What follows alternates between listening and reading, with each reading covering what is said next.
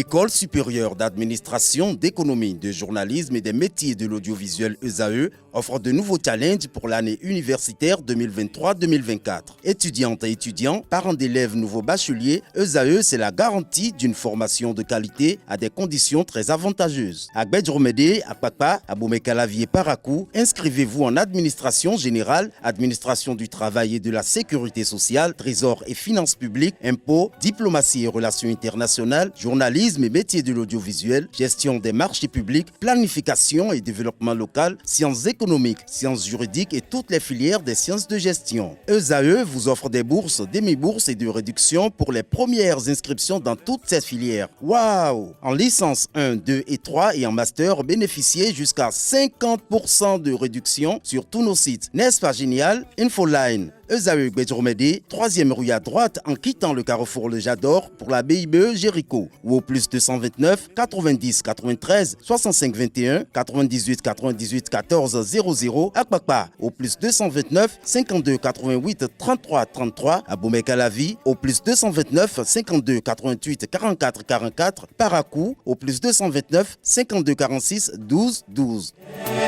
ESAE, l'excellence à un nom. Bonjour à nouveau, chers amis internautes. Le quotidien béninois d'information générale et d'analyse, l'informateur titre ce matin manchette, sommet extraordinaire de la communauté économique des États de l'Afrique de l'Ouest CEDEAO sur la situation au Niger. De nouvelles décisions attendues selon les quelques lignes qu'on peut lire en bas d'une photo de famille des chefs d'État de la CEDEAO. Les chefs d'État de la CEDEAO se réunissent pour la deuxième fois sur la situation du Niger.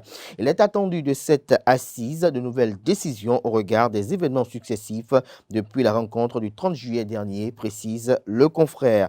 Toujours à la une de l'informateur de ce matin, lutte contre la cybercriminalité, zoom sur la moisson de l'Interpol à la page 4.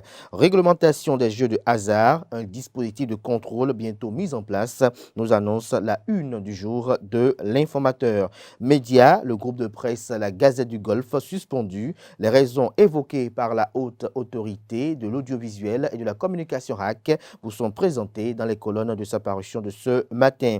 L'oreille droite de la une de ce matin de l'informateur, on peut lire le titre suivant, Journal École, Football, Étoffice visé par une enquête. Une invite ainsi à découvrir dans les colonnes de la parution automatique du journal, le journal École produit par les étudiants en formation de journalisme à l'école supérieure d'administration, d'économie, de journalisme et des métiers de l'audiovisuel ESAE.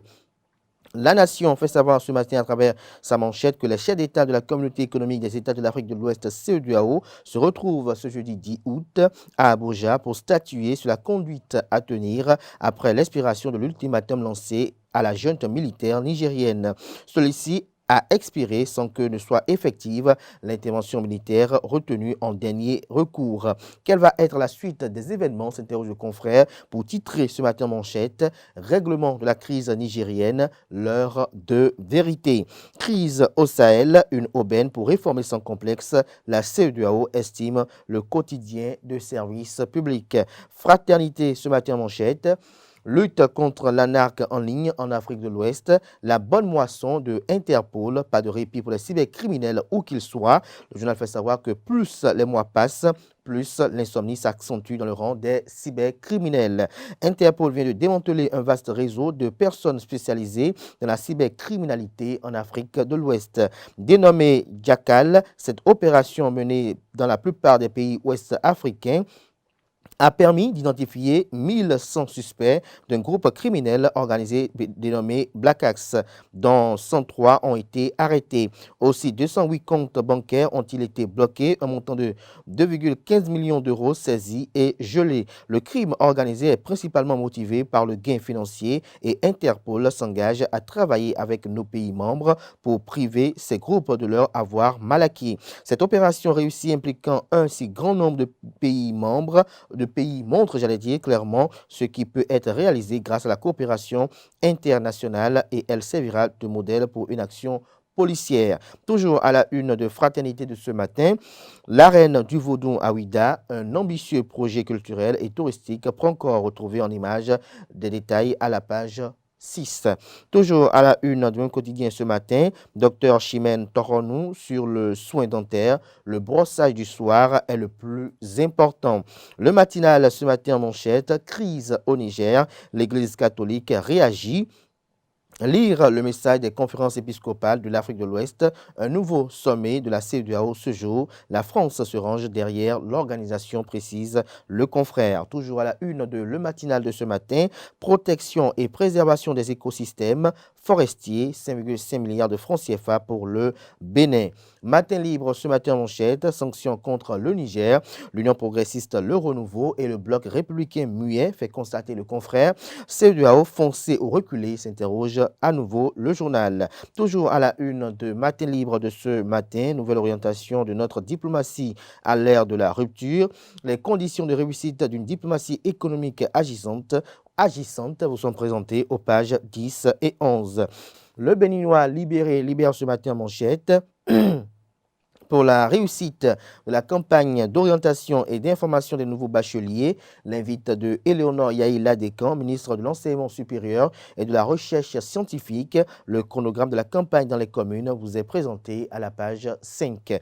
Toujours à la une de Le Béninois libéré de ce matin, nouveau coup de filet de l'OCRC, l'Office central de répression de la cybercriminalité, 7 présumés cybercriminels interpellés à Borikon.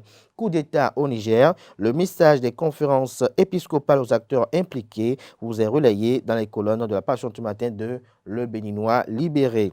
Le premier quotidien économique du Bénin titre ce matin manchette, tension politique au Niger, les activités portuaires, le transport au ralenti au Bénin, des précisions à la page 3. Toujours à la une de l'économiste de ce matin, financement des économies africaines, prix de la bonne gouvernance décerné au directeur général Fagas.